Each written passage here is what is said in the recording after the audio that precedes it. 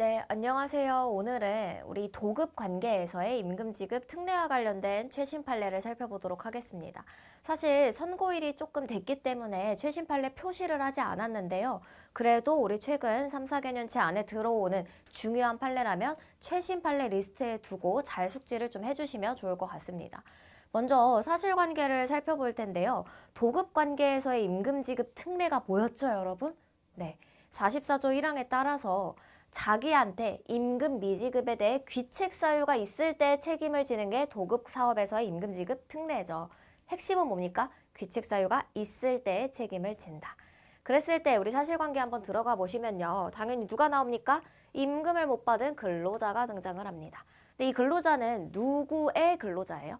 누구와 근로계약 관계가 있는 근로자입니까? 하수급인과 근로계약 관계가 있는 근로자입니다. 이 근로자를 직접 고용한 자는 하수급인이죠. 근데 임금을 지급하지 못한 것이 누구 책임일 것이다? 직상수급인이 공사대금을 주지 않거나 직상수급인이 하수급인한테 뭔가 주지 않았기 때문에 하수급인도 돈을 못 준 상황일 때 연대 책임이 발생하고요. 그 다음에 직상수급인이 하수급인한테 주지 못한 게 누구 책임일 때? 상위수급인일 때 이렇게 피고인으로 엮여서 연대 책임이 들어오게 되는 거죠.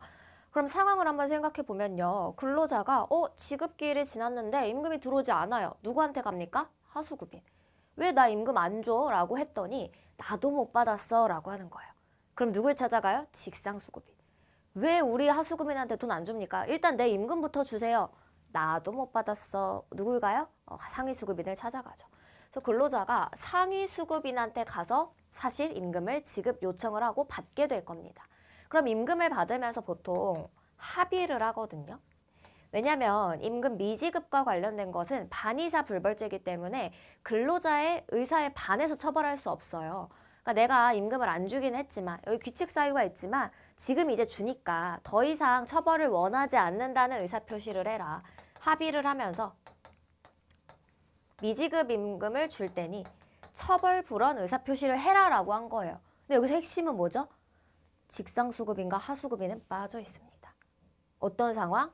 하수급인의 근로자가 상위수급인하고 합의하면서 상위수급인에 대한 처벌불원 의사표시를 했을 때 그럼 여전히 하수급인과 직상수급인은 이 미지급에 책임을 질 것이냐 이게 쟁점이 되는 사건입니다.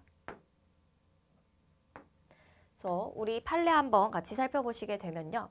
근로기준법 44조 1항에 따라서 몇 차례 이상? 한 차례 이상의 도급입니다. 그때 하수급인이 임금을 지급하지 못했는데 그게 직상수급인, 상위수급인의 귀책 사유에 따른 것이라면 뭐다? 연대 책임을 진다. 여기서 중요한 건 귀책 사유가 있어야 연대 책임을 지는 겁니다.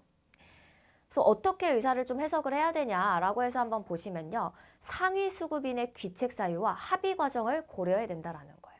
제목만 보고 한번 느껴보세요, 여러분. 어떤 과정? 합의 과정.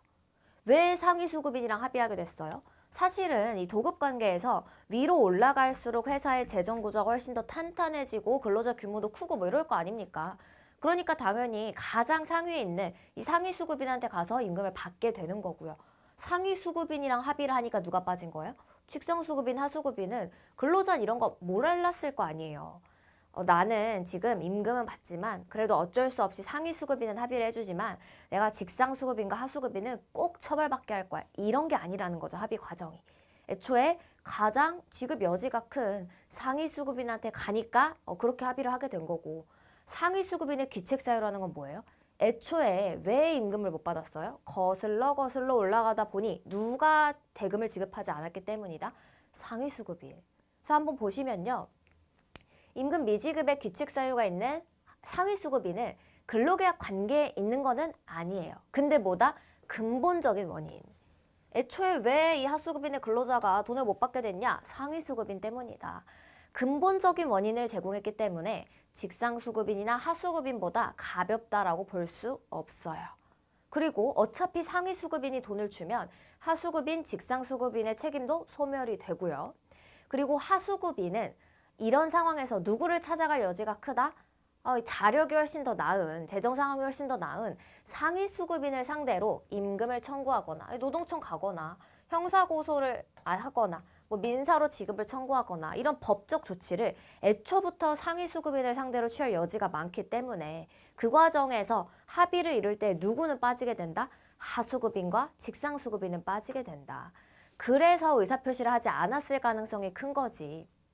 뭔가 명시적으로 반드시 나는 직상수급인과 하수급인은 처벌을 받게 하고 나한테 돈을 준 상위 수급인만 처벌불원 원하는 거야. 이렇게 의사표시하는 경우는 많지 않을 거다. 이걸 고려해야 된다라는 겁니다. 그리고 또 이어서 한번 보시면요. 처벌불원 의사표시의 범위를 그럼 어떻게 판단을 해야 되냐. 근로자가 임금을 청구하거나 형사고소를 취한 대상이 최초에 누구였는지. 만약에 이게 하수급인이었어요? 그럼 또 얘기가 달라질 수 있죠. 근데 맨 처음부터 상위수급인으로 간다. 가능성이 높아집니다. 상위수급인과 어떻게 합의에 이르게 되었는지 과정. 말 그대로 여러분 사실관계에 쭉 그 과정, 배경이 등장하게 될 거예요. 경위 같은 말이죠. 그리고 근로자가 처벌을 희망하지 않거나 처벌을 희망했다가도 그 의사를 철회하게 된 경위가 뭐냐. 대부분은요. 여러분 근로자들이 그 노동청 진정을 하거나 뭔가 고소를 할 때요. 같이 처벌 의사표시를 해요. 나는 이 나한테 임금을 미지급한 이자에 대해서 임금 지급도 청구하지만 처벌도 원합니다. 근데 사실 그거는 근로자 입장에서도 사실 이제 감정이 안 좋고 하지만 정말 내 생계에 필요한 임금을 지급받게 된다면 처벌을 반드시 원한다. 이런 경우는 드뭅니다. 그래서 중간에 이제 나는 임금만 받으면은 처벌은 원하지 않습니다. 라고 하거나 그걸 철회하게 된다라는 거죠. 그런 경위. 그리고 의사표시를 할 때 하수급이나 직상수급인은 빼주세요 라는 거를 명확하게 표시했는지. 그러니까 그냥 상위수급인이랑 지금 내가 이 과정에 있으니까 합의한 게 아니라 내가 이 사람에 대해서는 처벌불원을 하지만 직상수급인, 하수급인에는 명확하게 처벌을 원한다 라고 했냐라는 거예요. 그리고 상위수급인 변제를 통해서 어느 정도 그러니까 뭐 100% 지급을 했을 수도 있지만 남아있을 수도 있잖아요. 일부를 주고 그런 거를 다 종합적으로 고려해야 되고 하수급인과 직상수급인을 뺀 채 정말 그 명시적인 거 그대로 말 그대로 상위수급인에 대해서만 처벌불원하는 거야 라고 쉽게 단정할 수는 없다. 그럼 여러분 이거 정리 한번 해볼까요?